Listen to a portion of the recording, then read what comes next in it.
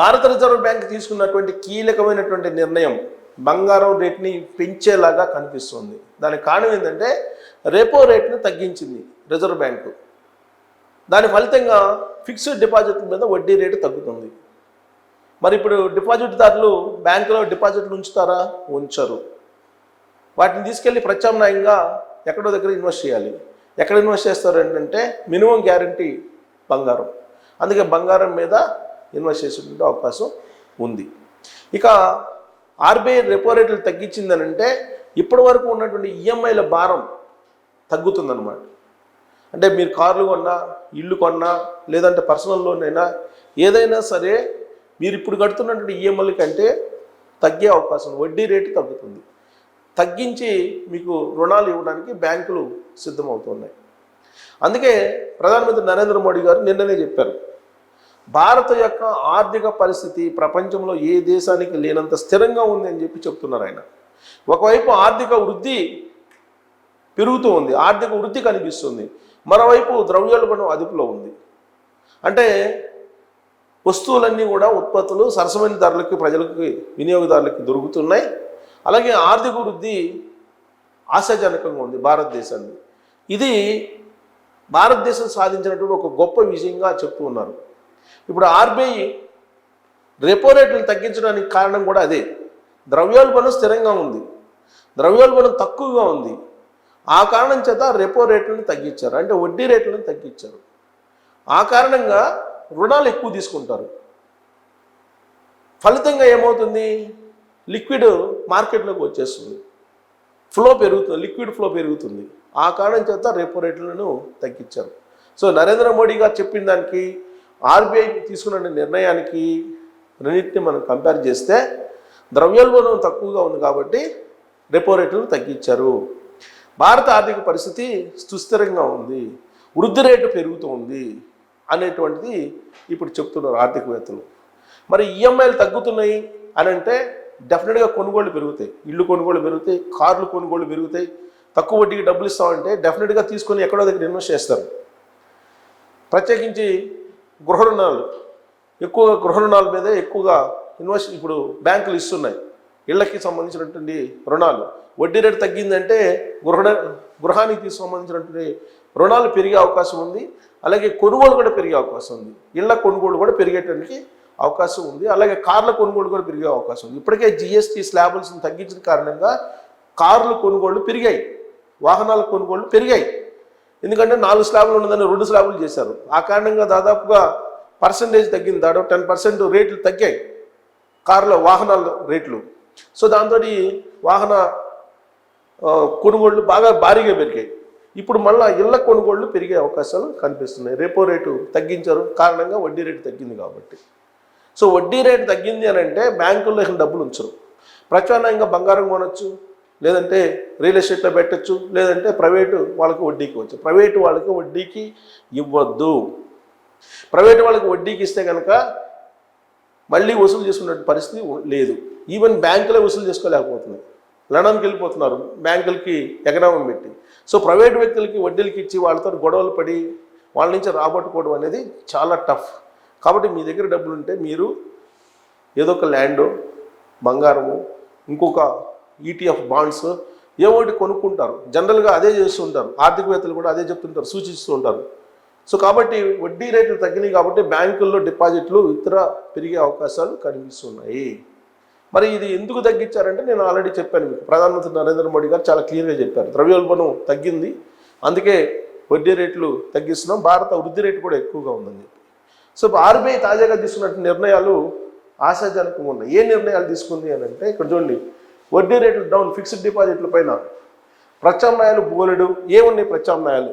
ఇప్పుడు బ్యాంకుల్లో మనం డబ్బులు విత్డ్రా చేయాలి, ఎందుకంటే వడ్డీ రేట్లు తగ్గించారు కాబట్టి. మరి ప్రత్యామ్నాయాలు ఏంటి అని అంటే మనం ఖచ్చితంగా ఇన్వెస్ట్మెంట్ చేయాలంటే కనుక బిజినెస్ గురించి తెలుసుకోవాలి ఎంతో కొంత. ఆర్థికపరమైనటువంటి క్రమశిక్షణ ఎలా ఉండాలి, ఎక్కడెక్కడ పెట్టుబడులు పెడితే మనకి మినిమం గ్యారంటీ ఉంటుంది, మన డబ్బులు పోకుండా ఎంతో కొంత ప్రాఫిట్ రావాలి. అలా కాకుండా 10 రూపాయలకు 5 రూపాయలకు వడ్డీలకి ఇచ్చి ప్రైవేట్ వాళ్ళకి లేదంటే అయిన వాళ్ళకి ఇచ్చేసి వాళ్ళు డబ్బులు ఇక వాళ్ళతో గొడవలు పడి కోర్టులకు వెళ్ళి కేసులు పెట్టుకొని ఇవన్నీ లేకుండా ఉండాలంటే మన 10 రూపాయలు మన దగ్గర ఉండటంతో పాటు ఎంతో కొంత ప్రాఫిట్ ఇచ్చేటువంటి స్కీమ్స్ కొన్ని ఉన్నాయి. అవేంటనేది చూద్దాం. దేశంలో వడ్డీ రేట్లు పడిపోతున్నాయి. గత ఏడాది కాలంలో భారతీయ రిజర్వ్ బ్యాంకు కీలక రెపో వడ్డీ రేటు 1.25% తగ్గించింది. తాజాగా శుక్రవారం వెలువరించినట్టు ద్రవ్య పరపతి విధానంలోనూ ఆర్బీఐ ఎంపీసీ రెపో రేటు 0.5% తగ్గించింది. ధరల సెగ అదుపులో ఉన్నందున ఫిబ్రవరిలో జరిగే భేటీలోనూ ఎంపీసీ రెపో రేటు మరో 0.5% తగ్గిస్తుందని అంచనాలు కనిపిస్తున్నాయి. రెపో రేటు తగ్గడంతో బ్యాంకులు ఫిక్స్డ్ డిపాజిట్లపై చెల్లించే వడ్డీ రేట్లలోనూ కోత పెడుతున్నాయి. ప్రస్తుతం 10 ఏళ్ల కాల పరిమితి ఉండే ఎఫ్డీని తీసుకున్న ఏ బ్యాంకు 8% మించి వడ్డీ చెల్లించడం లేదు. 10 ఏళ్ళు మన దీర్ఘకాలంలో మనం డిపాజిట్ చేస్తే దానికి 8% కన్నా మించి వడ్డీ ఇవ్వట్లేదు. అందుకనే ఫిక్స్డ్ డిపాజిట్లు ఇవ్వడానికి ఎవరు ముందుకు పోవట్లేదు. దీంతో కేవలం వడ్డీ ఆదాయంపై మాత్రమే ఆధారపడే పదవి విరమణ చేసిన ఉద్యోగులు, వృద్ధులు అనేక ఇబ్బందులు పడుతున్నారు. అయితే ఆలోచిస్తే ఎఫ్డీలకు మంచి ప్రత్యామ్నాయాలు ఉన్నాయంటున్నారు ఆర్థిక నిపుణులు. అవేమిటో చూద్దాం. సో కాబట్టి రిటైర్ అయినటువంటి వాళ్ళు కానీ, వృద్ధులు కానీ జనరల్గా ఏం చేస్తారంటే వాళ్ళు బ్యాంకుల మీద ఆధారపడతారు. ఎందుకంటే బ్యాంకులు మినిమం గ్యారంటీ వాళ్ళకి. బ్యాంకులు ఇప్పుడు వడ్డీ రేట్లు తగ్గించాయి. మరి అక్కడే ఉంచితే వాళ్ళకి రావాల్సినటువంటి వడ్డీ తగ్గిపోతే వాళ్ళు జీవనం కష్టమవుతుంది. అందుకని చెప్పి ప్రత్యామ్నాయ మార్గాలు ఏమున్నాయంటే ఇదిగోండి, డెట్ మ్యూచువల్ ఫండ్. పెట్టుబడుల విషయంలో జాగ్రత్తగా ఉండే మదుపరులకు, ముఖ్యంగా సీనియర్ సిటిజన్లు, రిటైరీలు మ్యూచువల్ ఫండ్స్ అందించే రుణ పథకాలపై దృష్టి పెట్టవచ్చు. ఈ పథకాల ద్వారా సమీకరించే నిధులను ఎంఎఫ్లు అంటే ప్రభుత్వ రుణపత్రాలు, మంచి పరపతి రేటింగ్ ఉన్న కంపెనీల రుణపత్రాలు, ఇతర స్థిర ఆదాయ పథకాల్లో మదుపు చేస్తాయి. ఈ రుణ పథకాలపై రాబడులు స్థిరంగా 6 నుంచి 8.5% వరకు ఉంటుంది. ప్రస్తుతం ఎఫ్డీలపై లభించే రాబడుల కంటే ఇది ఎక్కువే. ఫిక్స్డ్ డిపాజిట్ల తరహాలోనే ఈ డెట్ పథకాల్లో పెట్టుబడులకు లాక్ ఇన్ పీరియడ్ అంటూ ఉండదు. ఎప్పుడు డబ్బులకు అవసరమైతే అప్పుడు యూనిట్లను ఆ రోజు అమ్ముకొని సొమ్ము చేసుకోవచ్చు. స్వల్ప మధ్యకాలిక మదుపరులకు ఇవి అత్యంత అనువైనవి.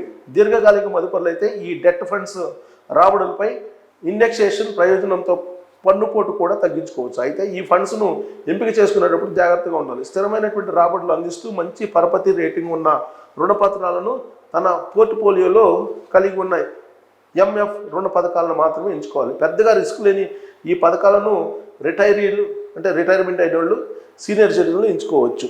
ఎంఎఫ్ ఫండ్స్, ఈ ఎంఎఫ్ ఫండ్స్ని చూసి జాగ్రత్తగా కనుక దాంట్లో ఇన్వెస్ట్ చేస్తే అది ఒక సెక్యూరిటీ అని చెప్పి చెప్తున్నారు.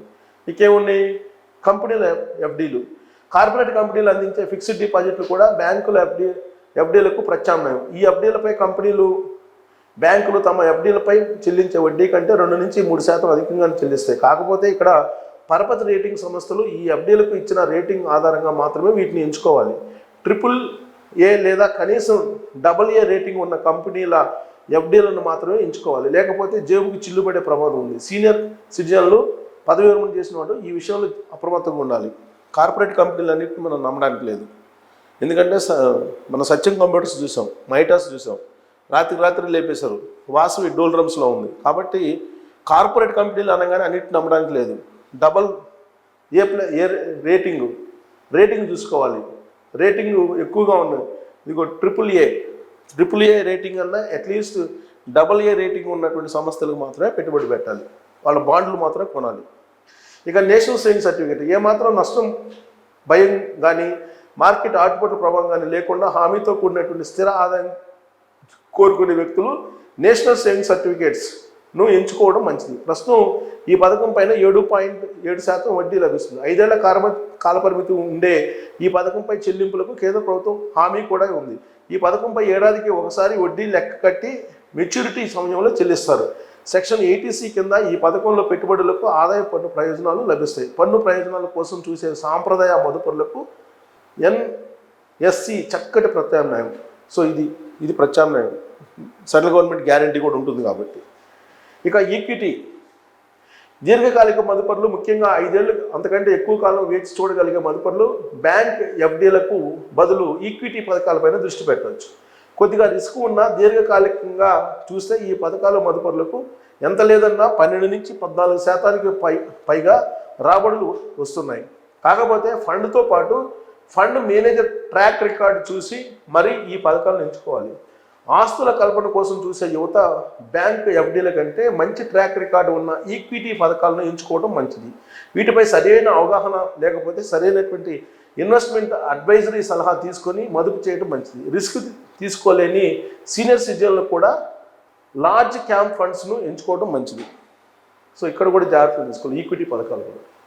ఇక బంగారం వెండి కూడా ఎఫ్డీలకు చక్కటి ప్రత్యామ్నాయం. ఈ సంవత్సరం ఈ రెండు లోహాలు ఇచ్చినంత లాభాలు మరే ఆస్తులు ఇవ్వలేదు. వచ్చే ఏడాది కూడా బంగారం వెండి ధరలు మరింత పరుగు తీస్తాయి తప్ప వెనుకడుగు వేయవని నిపుణులు చెబుతున్నారు. పెద్దగా రిస్క్ లేకుండా సురక్షితమైనటువంటి దీర్ఘకాలిక పెట్టుబడుల కోసం చూసే మదుపర్లు బ్యాంకు ఎఫ్డీలకు బదులుగా గోల్డ్ ఈటీఎఫ్లు లేదా డిజిటల్ గోల్డ్ను ఆశ్రయించడం మంచిది. సో ఇది బెటర్, డబ్బులు ఉంటాయి.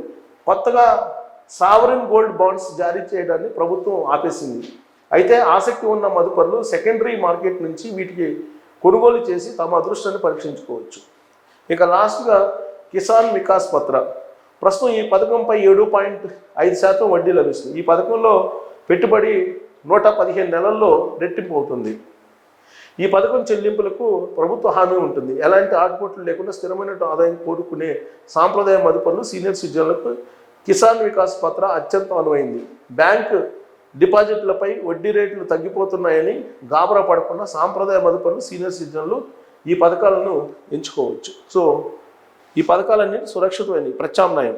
బ్యాంక్ డిపాజిట్లలో వడ్డీ రేటు తక్కువ వస్తుంది అనుకుంటే ఇప్పుడు ఆర్బీఐ వడ్డీ రేట్లు తగ్గించింది కాబట్టి ప్రత్యామ్నాయంగా ఇవి ఉన్నాయి. ఏమంటుండే డెట్ మ్యూచువల్ ఫండ్, కంపెనీల ఎఫ్డీలు, నేషనల్ సేవింగ్ సర్టిఫికేటు, ఈక్విటీ పథకాలు, కిసాన్ వికాస్ పత్ర, బులియన్ పెట్టుబడులు. సో వీటన్నిటికంటే బులియన్ పెట్టుబడులు బెటర్.